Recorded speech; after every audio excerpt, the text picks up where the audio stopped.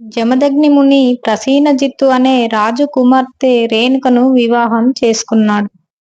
ఒకరోజు రేణుకాదేవి గర్భవతిగా ఉన్నప్పుడు బయట సరదాగా ఆడుతున్నారు. జమదగ్ని బాణం విసరడం, రేణుక తీసుకొచ్చి జమదగ్నికి ఇవ్వడం. కాసేపు అయ్యేసరికి రేణుకాదేవికి చెమటలు పట్టాయి. అది చూసిన జమదగ్ని సూర్యునితో ఇలా అంటాడు: నేను నా భార్యతో ఆడుతూ ఉంటే నువ్వు బగబగ ఎండ కాస్తావా? నిన్ను శపిస్తా అని అంటాడు. దానితో సూర్యుడు వెంటనే జమదగ్ని వద్దకి వచ్చి చెప్పులు గొడుగు సృష్టించి జమదగ్నికి ఇస్తాడు. అప్పటి నుండే గొడుగు చెప్పులు సృష్టించబడ్డాయి. అయితే కొన్ని రోజులకు జమదగ్ని రేణుకలకు 5 కుమారులు జన్మించారు. మొదటివాడు రోమనివంతుడు, రెండవవాడు సుశీరుడు, మూడవవాడు వసువు, నాలుగవవాడు విశ్వవసువు, ఐదవవాడు భార్గవరామ, ఇతనే పరశురామ.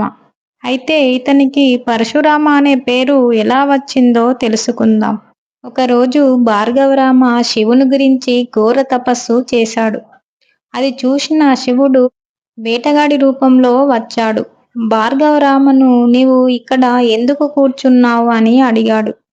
అప్పుడు భార్గవరామ నువ్వు కూడా కూర్చొని జపం చేసుకో అన్నాడు. అప్పుడు శివుడు తన రూపంలో కనిపించాడు. భార్గవరామ సంతోషించి శ్లోకం చదివాడు. దానితో శివుడు సంతోషించి భార్గవరామకి గొడ్డలి బహుమతిగా ఇచ్చి ఇలా అంటాడు: ఇక నుండి నీవు ఎవరైనా బాధపడుతూ ఉంటే వారిని రక్షించడానికి ఈ పరశును వాడు అని చెప్పాడు. అందుచేత భార్గవరామకి పరశురాముడు అనే పేరు వచ్చింది.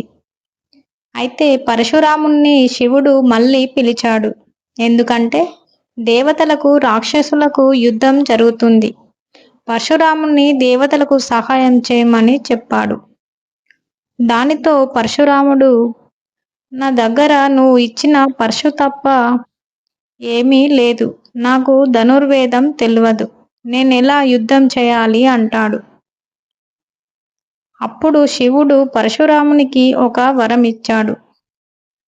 నేను నిన్ను ఆవేశిస్తాను, అంటే నేను నీలో ఉండి పనిచేస్తాను. ఇక ధనుర్వేదం తనంతట తాను వస్తుంది. నీవు ఎంతమందినైనా ఓడిస్తావు, యుద్ధం చెయ్యు అన్నాడు. అయితే పరశురాముడు రాక్షసులను పడగొట్టాడు. కానీ రాక్షసులు పరశురాముణ్ణి ఒళ్ళంతా రక్తం వచ్చేలా కొట్టారు. పరశురాముడు శివునికి నమస్కరించి, నువ్వు ఇచ్చిన కర్తవ్యం పూర్తి చేశాను అని చెప్పాడు.